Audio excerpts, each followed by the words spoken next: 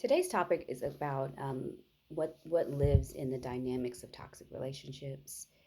My name is Libby Sky. I am a personal development and spiritual practitioner.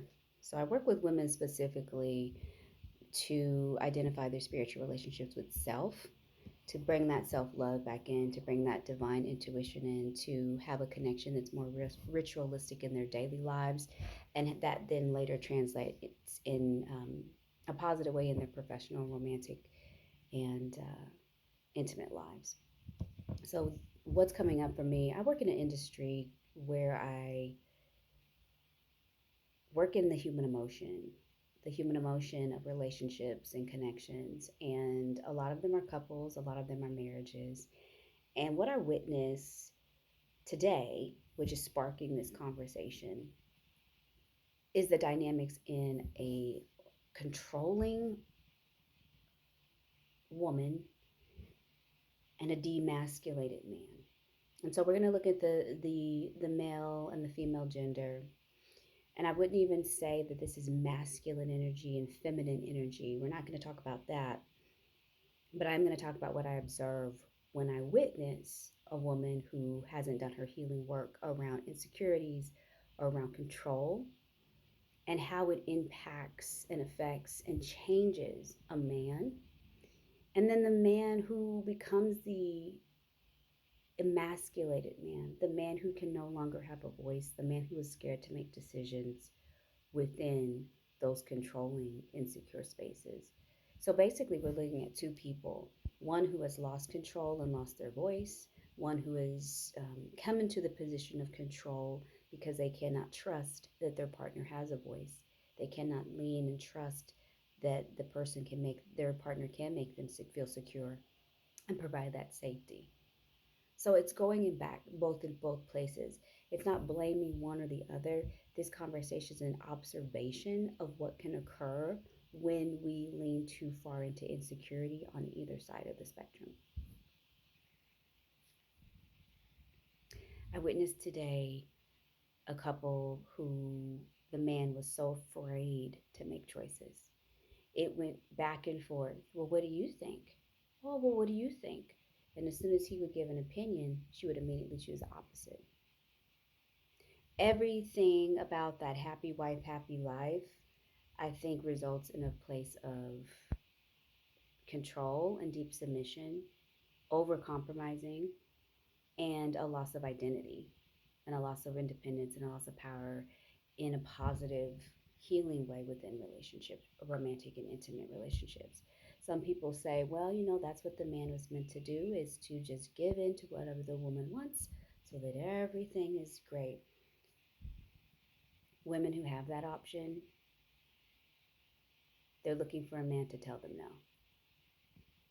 They're looking for a man to tell them no, to assert that authority and that power and that confidence that says, no, I am the lead in this home. I am the provider and protector in this home. And with respect, my voice matters, instead of a woman who is stunted in her princess and her little girl and who has tantrums.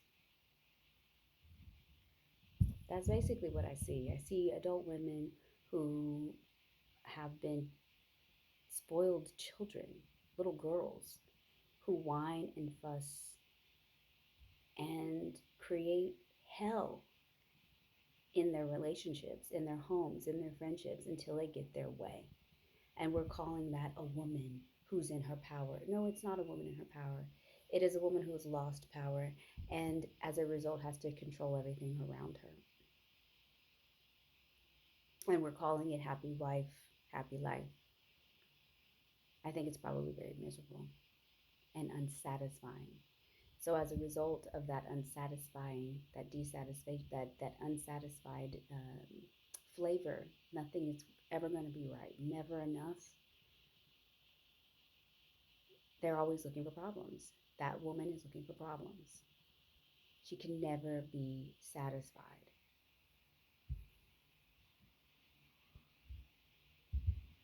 So what do we do, right? What do we do about this? if you're coming into a journey with Labib with me, we're going to look at why you don't feel safe, why you don't trust other people to make decisions with you or for you. We're going to identify why there has to be an incessant need for control in order to feel safe. That's really what it boils down to. And for the men, in those torturous,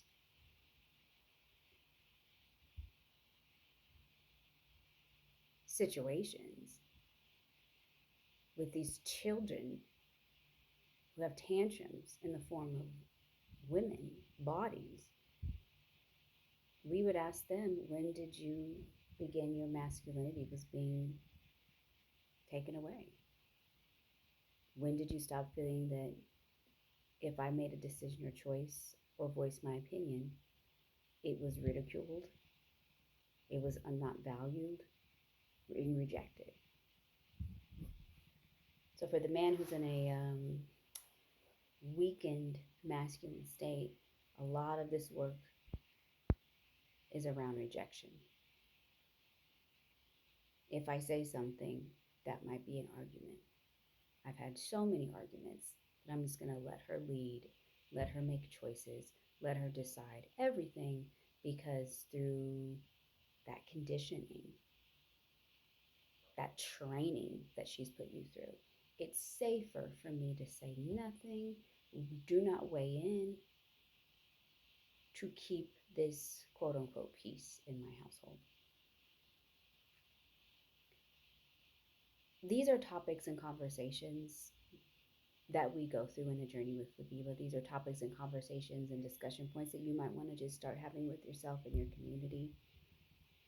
And I'm sharing this in this space so you can begin to consider, okay, what kind of woman am I? What kind of control dynamics do exist inside of myself?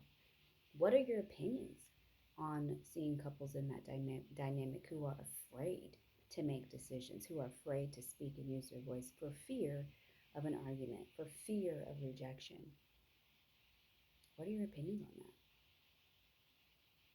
Have these conversations. You're welcome to send comments in the chat with me. There's going to be some more things coming in this space.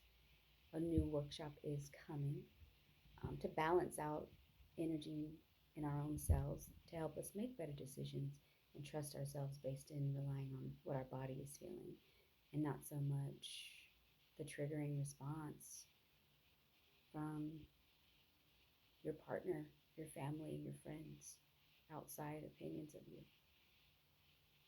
These are just food for thought. Be well.